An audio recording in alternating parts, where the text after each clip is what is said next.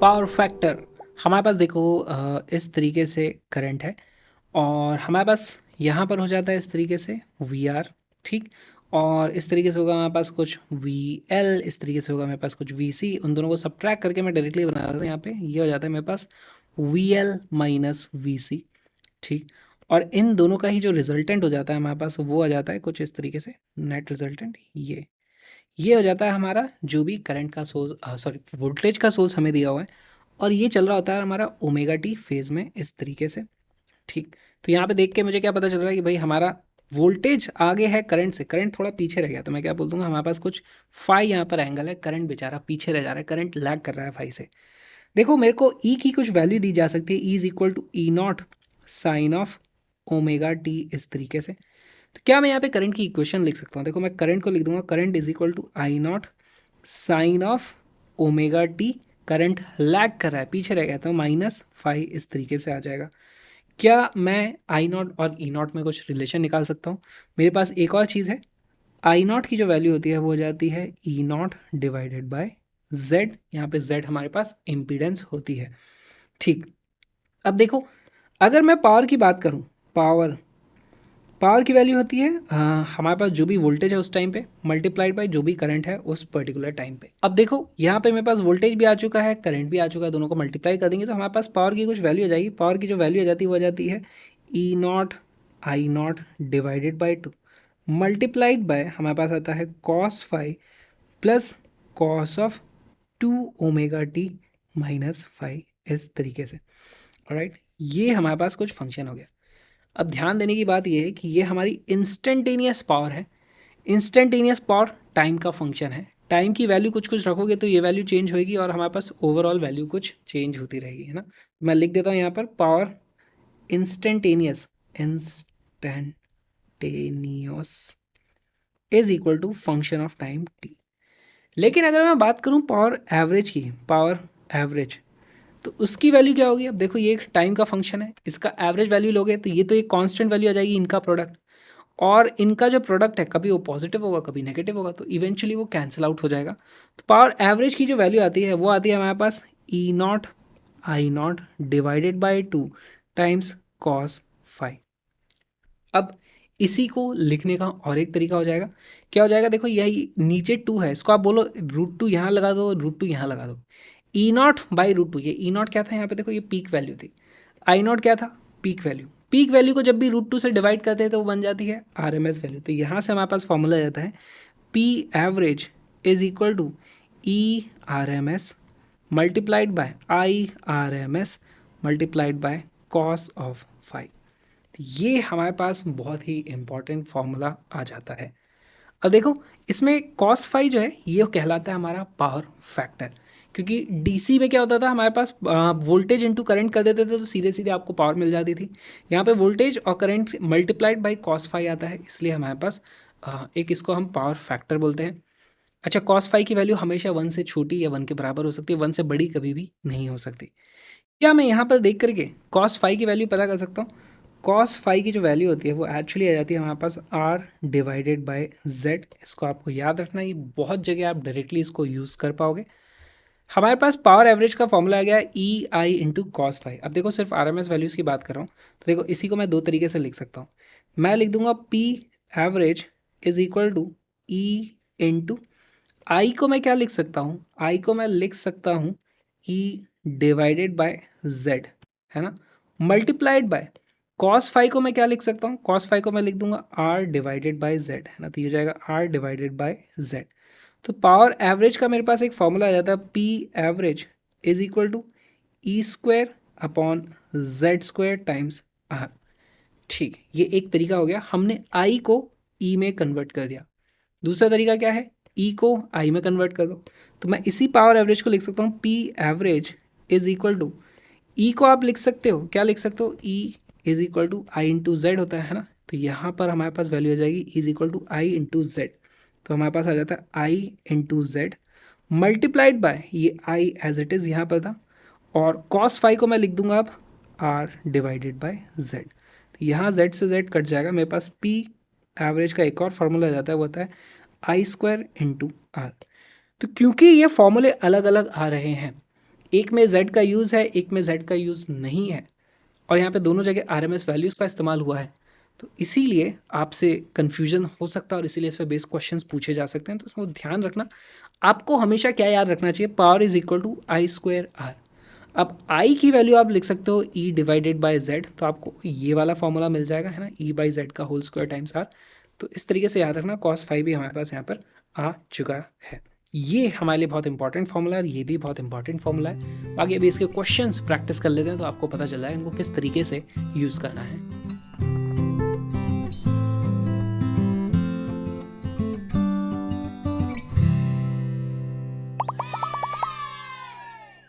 An AC circuit has an inductor and a resistor of resistance R in series such that XL is equal to 3 times R. सीधे सीधे magnitude दे दिया, बहुत आसान हो जाने वाले हैं हमारी calculations. Now capacitor is added in series such that XC is equal to 2 bar. Okay. The ratio of new power factor with the old power factor of the circuit is √5 ratio X. The value of X is. तो बहुत ही अच्छा सवाल है। देखो पहले क्या था, हमारे पास रजिस्टर था सिर्फ, तो अब देखो यहाँ पे मैं इन सभी को अगर I से मल्टीप्लाई कर दूँ तो मेरे को फेज़र मिल जाएंगे हमारे पास। कैसे, अगर मेरे पास ये था I, इस I से मैं रजिस्टर को मल्टीप्लाई कर देता हूँ तो मेरे पास इस तरीके से क्या आ जाता है, ये आ जाता है VR which is equal to I times R।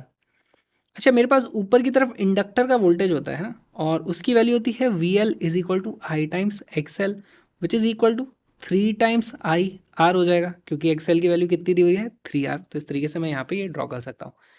तो इनिशियली तो हमारे पास यही था, तो यहाँ पर मैं इनका कुछ पावर फैक्टर निकाल सकता हूँ। पावर फैक्टर क्या होता है, पावर फैक्टर की वैल्यू होती है कॉस फाइव। इस केस में हमारे पास कॉस फाइव क्या आ रहा है, इस तरीके से आप देखोगे ये हमें मिलता है, ये एक्चुअली ये है 5 1 इनिशियली। तो मैं लिख दूंगा कॉस 5 1 इज इक्वल टू, यहाँ पे देखो कॉस 5 1 कितना है, दिस डिवाइडेड बाय दिस। तो इसकी वैल्यू आ जाती है I R divided by under root of I square R square plus I square into 9R², है ना।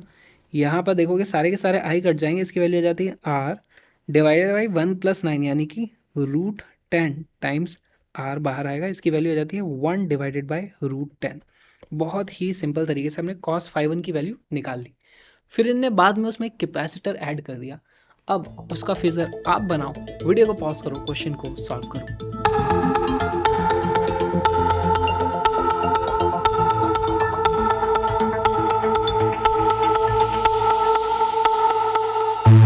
इसका करेक्ट आंसर है x is equal to 1। Solve करना शुरू करते हैं। देखो अगेन हम मान लेंगे हमारे पास इस दिशा में I करंट था, I करंट था, तो हमारे पास इस तरीके से कुछ आ जाता है भाई, ये है VR इस तरीके से, जिसकी वैल्यू आ जाती है I टाइम्स R के बराबर।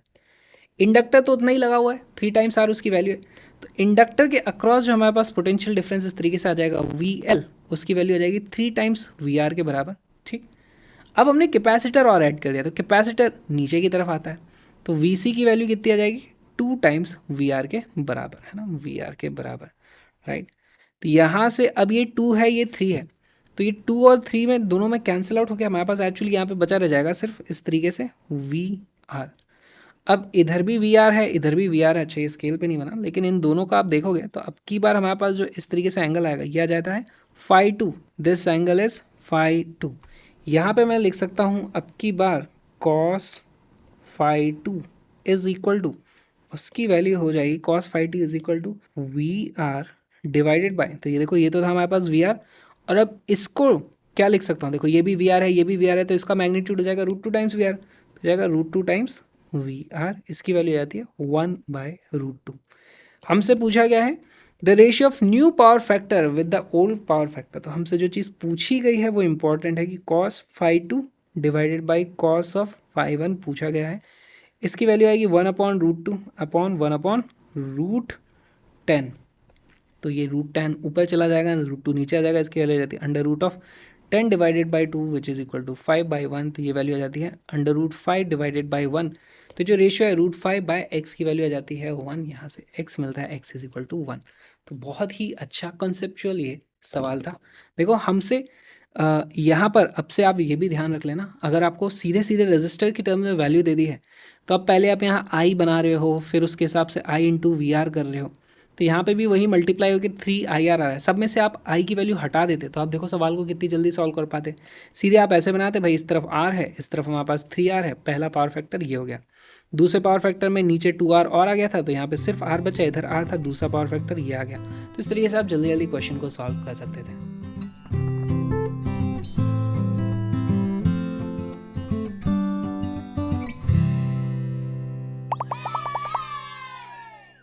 वॉटलेस करंट क्या होता है? ऐसा करंट जिसके कारण कोई वॉट ना आए। वॉट क्या होती है? हमारी पावर होती है। तो देखो हमारे पास कोई भी सर्किट है, उसमें हमारे पास मान लो ये आई होता है और हम इफेक्टिवली हम निकाल लेते हैं कि हमारे पास पोटेंशियल फाइनली फिर इस तरफ आ जाता है और इन दोनों के बीच में कुछ एंगल है हमारे पास इस तरीके से फाई। ये सब चीज़ें तो हम देख चुके हैं। क्या मुझे पता है यहाँ पे मैं पावर की वैल्यू क्या लिखता था? पावर की वैल्यू होती है is equal to E into I into cos phi, है ना? ये हमने पावर देखा हुआ था अभी तक। अब यहाँ पे आई कॉस फाई क्या चीज़ है? वैसे इसका कोई फिजिकल सिग्निफिकेंस वैसे नहीं आ रहा, लेकिन यहाँ पे मैं देखता हूँ कि आई का एक कंपोनेंट इस तरफ आ जाता है। करंट वेक्टर नहीं होता, लेकिन उसके फेजर्स की अगर बात करें तो वो तो वेक्टर है। तो यहाँ पर हमारे पास इस तरीके से आई कॉस फाई हो जाता है, उसके कारण हमारे पास पावर आती है। तो अगर मैं इसको कंपोनेंट्स में ब्रेक कर ही रहा हूँ तो देखो मेरे पास इस तरफ तो आ जाता है आई कॉस फाई, इस तरीके से this is I cos phi. तो एक परपेंडिकुलर वाला कंपोनेंट भी आएगा मेरे पास, जिसकी वैल्यू क्या हो जाएगी? ये हो जाएगा आई साइन फाई। और इस आई साइन फाई के कारण कोई भी पावर नहीं आती है, इसीलिए हम बोल देते हैं हमारे पास भी हो जाए ना I sine phi, this is wattless current.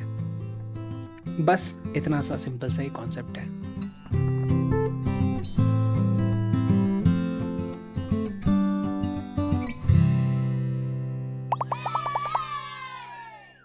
In an AC circuit the instantaneous EMF and current are given by EMF दिया हुआ है, करंट की वैल्यू दी हुई है। तो क्या पहली बात तो यहाँ पर देख करके आप बता सकते हो ये RMS वैल्यू है या मैक्स वैल्यू है? RMS वैल्यू है, मैक्स वैल्यू है। और इन दोनों के बीच में फेज डिफरेंस क्या है? करंट आगे चल रहा है या पीछे चल रहा है? ये सारी चीज़ अब आपको देख करके पता चल जानी चाहिए। In one cycle of AC the average power consume by the circuit and the wattless current are respectively. इसलिए भी बहुत अच्छा सवाल बन जाता है। वीडियो को पॉज करो, क्वेश्चन को सॉल्व करो।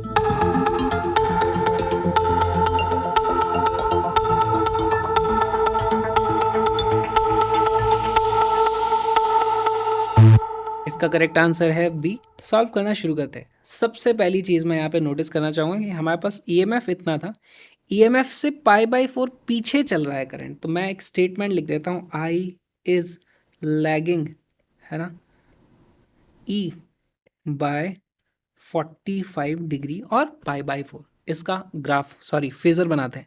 हमारे पास करंट अगर इधर है, करंट पीछे चल रहा है, पीछे चल रहा है तो ज़रूर हमारा EMF इस तरफ गया होगा। ये है हमारा EMF, ये है हमारा करंट, इन दोनों के बीच में एंगल है π/4। इतना हमें देख के समझ में आना चाहिए। तो यहाँ पर वॉटलेस करंट कौन सा हो जाता है? वॉटलेस करंट हो जाएगा हमारे पास ये, this is I sine phi. ये हो जाएगा वॉटलेस करंट। तो wattless current is equal to I sine phi. Current की वैल्यू कितनी है? 20। साइन फाई की वैल्यू कितनी हो जाती है? साइन ऑफ 45 हो जाएगा 1/√2। और यहाँ से हमारा आंसर आ जाता है 20/√2, यानी कि 10√2 आंसर आ जाएगा। और वो गलत हो जाएगा, क्यों? क्योंकि ये जो वैल्यू होती है ये होती है RMS। ये जो मैंने यूज़ कर ली, ये यूज़ कर ली मैंने पीक वैल्यू, तो मुझे इसको पहले RMS में कन्वर्ट करना पड़ेगा। याद है ये सारे फॉर्मूले RMS के लिए होते हैं। तो इसकी वैल्यू आ जाती है 10 एम्पियर। और 10 एम्पियर वाले अब हमारे पास दो ही ऑप्शन यहाँ पर बचे हैं। ठीक, नेक्स्ट हमें पता करना है power in one cycle. Power की वैल्यू कितनी हो जाती है? वो हो जाता है V into I into cos five. Again RMS values use होंगी, पीक वैल्यूज़ नहीं यूज़ होंगी। RMS वैल्यू कितनी हो जाएगी? V की वैल्यू है RMS 100/√2, 100/√2 मल्टीप्लाइड बाय करंट की वैल्यू कितनी है? 20/√2, 20/√2 multiplied by cos five. Cos five की वैल्यू कितनी है? 1/√2। तो यहाँ से आ जाता है हमारे पास 2000 डिवाइडेड बाई 2√2, यानी कि 1000 डिवाइडेड बाई √2 वॉट। तो बी बन जाता है हमारा करेक्ट आंसर। RMS में कन्वर्ट करना मत भूलना। ये जो छोटा-सा वीडियो आपने देखा वो एक्चुअली एक छोटा-सा पार्ट है एक छोटे से क्रैश कोर्स का, जिसमें हमने सारे के सारे फिज़िक्स के कॉन्सेप्ट्स, बहुत सारे कॉन्सेप्चुअल क्वेश्चंस और इम्पोर्टेंट प्रीवियस ईयर्स क्वेश्चंस को इंक्लूड करके एक बहुत ही प्यारा सा क्रैश कोर्स बनाया है। उसके बाद आपको कोई और क्रैश कोर्स को देखने की ज़रूरत नहीं पड़ेगी। तो उसका लिंक है डिस्क्रिप्शन में, साथ में आप कलरफुल नोट्स की हार्ड कॉपी, प्रिंटेड नोट्स भी खरीद सकते हो, वो भी डिस्क्रिप्शन में। लेकिन सबसे ज़्यादा इंपॉर्टेंट है आपकी तैयारी। और उसके बाद थोड़ा टाइम मिले तो मेरे व्लॉग्स को भी देख लेना। मेरे व्लॉगिंग चैनल का लिंक भी डिस्क्रिप्शन में है। मैं जा रहा हूँ ऑल इंडिया रोड ट्रिप पे, तो उनको भी देखना, प्लीज़ ज़रूर देख लेना टाइम मिले तो। हम मिलेंगे अगले वीडियो में, या फिर फुल क्रैश कोर्स में आ जाओ, या फिर व्लॉगिंग चैनल पे आ जाओ, मिलते रहेंगे।